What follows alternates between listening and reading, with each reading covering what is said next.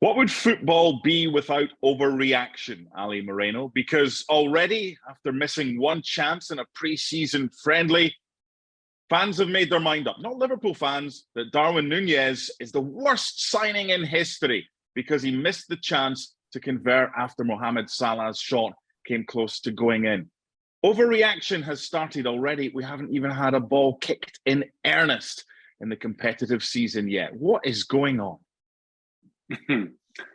Overreactions. And what would football be without overreactions? A much happier place, a calmer place. Honestly, it is the first game of preseason, and just as much as it is an overreaction to judge Darwin Nunez on him missing a chance, it's also an overreaction to look at Manchester United and say, well, they beat Liverpool 4-0 in this game. That means they're back, baby. Both of them overreactions, unnecessary. And if you're Darwin Nunez, please have the presence of mind and the maturity to not listen to any of this. Preseason doesn't matter. Preseason is not important in terms of results. What you want as a player in preseason is to get a rhythm, to get your timing, to lay the foundation physically for what's going to be a long season so that then your body can react accordingly when you get through those long months and you get through those physical challenges. That's what preseason is all about. You're going to miss a chance here and there. I don't care if you do. You want to build confidence? Of course you do going into the season. That'll be important for Darwin Nunez. But I think he, like the players around him, would want to get used to, hey, this is what this guy wants to do. This is what position I want to take. These are the runs that I want to make. This is how I show for the ball. This is how this guy wants to play that pass. This is the work that is taking place right now for Liverpool and Darwin Nunez. It's going to take a couple of weeks for everybody to settle in and figure out who they are on the field. And then after that, once we get into the season, and if he's missing chances during the season, and if he's not doing the job that Jurgen Klopp wants him to do, then you can go ahead and criticize him all you want, and I'll be on that bandwagon as well. We'll be pointing out the things that he's not doing and the things that he should be doing. But until then, relax, people. Take some time off from the overreaction bandwagon. Relax. Save your energy for the season when it really matters, and then we can all go crazy together. It's like if you are transferred for an exorbitant fee, a la Harry Maguire at Manchester United, and you don't play well, that's it. That's the millstone around your neck. Darwin Nunez, £85 million, getting him from Benfica, one miss. As he goes on, the quote from Jurgen Klopp is interesting for me. We should be the first ones to delete the fee we paid from our thinking. Just delete it. It's not important. That fee is always going to be there. It won't be of interest to anybody if he hits the ground running and score goals. But could it be a millstone around his neck if he gets off to a slow start? Well, if every day that he wakes up, he's thinking, oh, I was purchased for this amount of money. Am I worth this amount of money? Oh, no, I'm not delivering on this. Well, yes, then it becomes a problem for him. Again, if I'm Darwin Nunez, this is what I focus on. Jurgen Klopp, what do you want from me? What do you want me to do on the field? Okay, Darwin, these are the things that I want you to do. And I'll go one by one, and I knock them off. I check them off. He wants me to run into the channels. I'll run into the channels. He wants me to show him the ball. I'll show for the ball. He wants me to run him behind. I'll run him behind. He wants me to be active. I'll be active. He wants me to score goals. I'll score goals. You go through that text. You are not going to concern yourself with a fee and how much money you're worth or not. To the point that you mentioned about Harry Maguire, the difference here, I think, between the two is Harry Maguire actually struggled to play while the games matter. While the games matter, he had difficulties. And that's when the criticism came. Sometimes ridiculous criticism.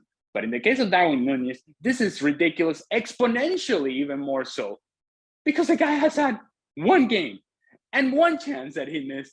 And now we're all going, well, this is not the right answer. This is not the guy. Again, people, relax. Take a summer break. Go watch some golf. Take in the Open Championship if you want to. Hey, go to the beach. Go to the pool. Enjoy yourself. Turn social media off until the season starts. And when the season starts, then come on with renewed energy and renewed optimism and say, this is the season that we become the team that we want to be. And with that optimism and positive energy, then you watch Darwin Nunez play. And if he's playing well, then be supportive. And if he's not, then take whatever opinion and position you want to take at that point. But right now, it's just pointless and meaningless because none of this matters. None of this counts. Liverpool's front three. So they've lost Sadio Mane. He was mainly playing on the left. They've got Luis Diaz. Diogo Jota's supposedly hurt a hamstring in pre-season, but when he's available, Roberto Firmino, Darwin Nunez, and Mohamed Salah. What do you think the difference will be in Liverpool's style of play now that they have a focal point in attack as a number 9 in Darwin Nunez? I don't think it changes the style of play. Liverpool is a high-energy team and will continue to be a high-energy team. And they're going to be direct in the attack. And when they are able to force turnovers in good areas, they're going to get on the attack right away. What it does is that you have a credible goal threat through the middle. Roberto Firmino has been excellent for Liverpool in hold-up play, in bringing things together, in being able to connect with other players that are around him. In the case of Sadio Mane, Mohamed Salah, whatever the case may be, coming from the midfield, he has been that guy that provides that ability to hold the ball up and connect in the attacking half. Darwin Nunez may be able to produce that, but more importantly, once he gets in and around the 18-yard box, he's thinking goals. I didn't always think that Roberto Firmino's focus was goals.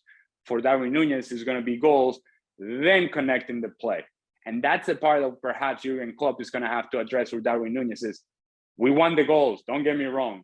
And we want that instinct inside the 18-yard box. But there's a work and a job to be done in and around the top of the 18-yard box that Roberto Firmino did for us that I think you can do for us as well. Finally, with Mohamed Salah likely to get 20-something goals again this season, because he usually does, if you were Darwin Nunez and I offered you right now 15 goals for your first season in the Premier League, are you taking them and running?